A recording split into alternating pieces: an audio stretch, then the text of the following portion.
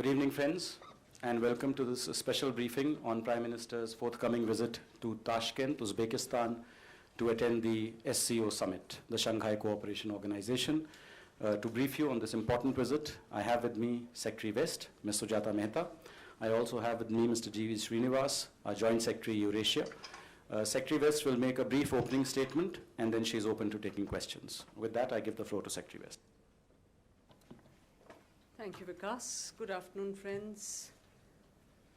I think what I'm going to say has been exaggerated a bit by Vikas as an opening statement. I'm just going to offer some remarks on the background to this upcoming visit.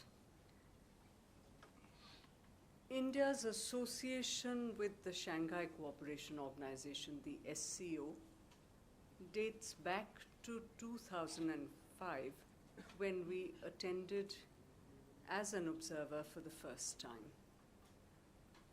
The Shanghai Cooperation Organization in its present form came into being in 2001, and it has, to this point, 6 members. There's Russia, there's China, there's Kazakhstan, the Kyrgyz Republic, Tajikistan, and Uzbekistan. The issue of expanding the SCO was decided by the group in 2010. Discussion started within the group in 2010. A decision on actually expanding the SCO was taken by the SCO in 2014, and in 2014 we applied to join it as a member. The decision that India would be admitted to the SCO was taken last year when Russia was in the chair of the group at Ufa. The Prime Minister had attended the outreach that BRICS leaders had with SCO members in Ufa last year. And at this upcoming summit, the process of India's accession to the SCO will start with a signature on the base document, which is called the Memorandum of Obligations. As Vikas said, the PM goes to Tashkent tomorrow for the SCO summit. The SCO summit kicks off with a gala dinner and a cultural program. He will be meeting the host, the present chair of the SCO, President Karimov of Uzbekistan, tomorrow. After that, he will be attending what they call the extended session of the SCO the following day, that's the 24th. There will be a couple of bilaterals as well, and he returns to India on Friday evening, that's the 24th. So that, in brief, is the agenda for the next 2 days. So if there are questions, Floor is now open to questions. Take them. Ranjit, take the mic, please. So during the SCO summit, full membership of India will not be announced?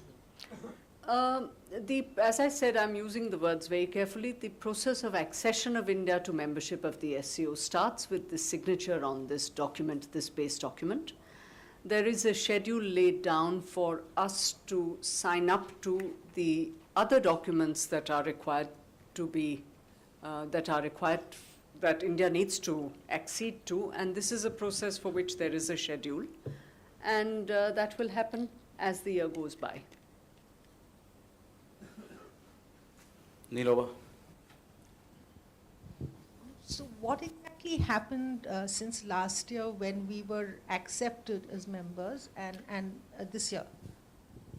We have been in discussion with the SCO about the documents themselves that have to be signed, because those were given to us after that.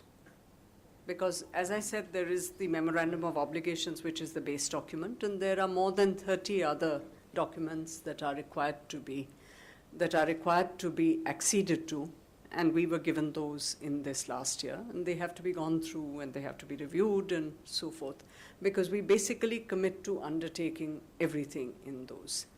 Because typically what happens in an international organization when you join is that you have to, in a sense, commit to implementing all the obligations that other members have undertaken till that point, Meaning aligning our domestic aligning our processes with what has been agreed already.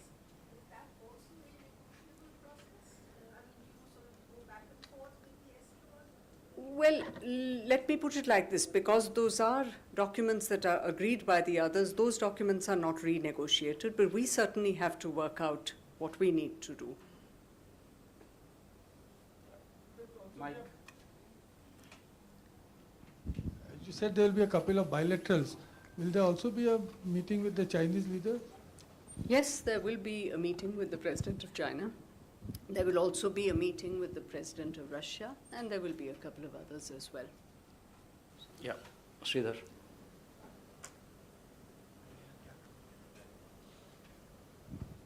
Ma'am, could you give us some more details of this crucial meet with the Chinese president where he's expected to push for India's membership of the NSG? And also, will he meet the Pakistani president who is also expected to attend the SCO? I really wouldn't be able to tell you what will be discussed till the discussion happens. I can't really commit to what will be the subject matter. But as is typical on these occasions, there is a full review of the bilateral agenda. Typically, that is what happens. I don't have details of all the other meetings. In fact, we don't even have a formal communication on who is representing Pakistan at the summit. Douglas. Thank you, Douglas Busvine from Reuters. I mean, I know we're all obsessing about the NSG, but the Chinese component is significant. Can one expect any kind of substantive debate in Tashkent in parallel to the meeting in Seoul? Firstly, sorry for asking two questions. And this is a Chinese-run club, or China and Russia plus some small countries. I mean, does the dynamics of the NSG debate play into the speed or lack of it in terms of signing all these documents of accession to the SCO? Thank you. You know, it's, how shall I say, it's really in a sense a coincidence that the NSG meeting is happening on the exact same dates as the SCO. I somehow don't expect that people who are attending the NSG are being asked to speculate about what the discussion in the SCO may be. So for the very same reason, I would find it very hard speaking to the SCO to actually speculate about what the impact of discussions in the SCO on discussions in the NSG may be. As far as the pace of India's accession to the SCO being a function of Russia, China, and the 4 countries of Central Asia, let me put it like this, that we see ourselves as following an approach of fairly flexible multilateralism. So we're quite happy to engage in multiple processes. The SCO is a group which brings together countries of our extended neighborhood.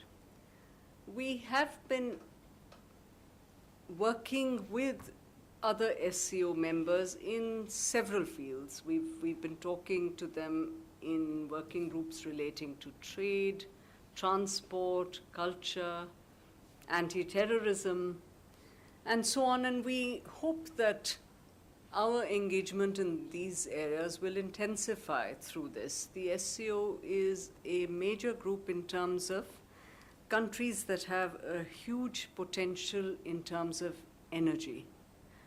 We believe, in fact, there's talk of an SCO energy club emerging, so we'll wait and see how that develops. Venkat.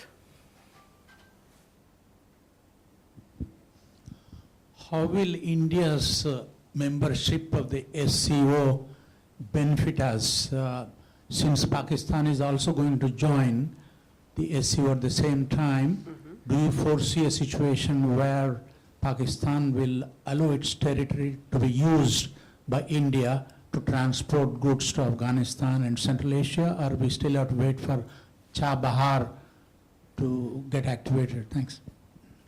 Thank you for that question. Let me answer this in at least two parts, if not more. Our membership of this or any other group is not predicated on the absence of any country. I don't think that's the way we approach our multilateral engagements. The issue of the transit of India's goods to Afghanistan and Central Asia is something that we talk of bilaterally with Pakistan, we talk of in several other fora.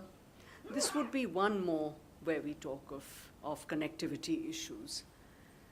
We really see this as a net gain, as a supplement to what we have already.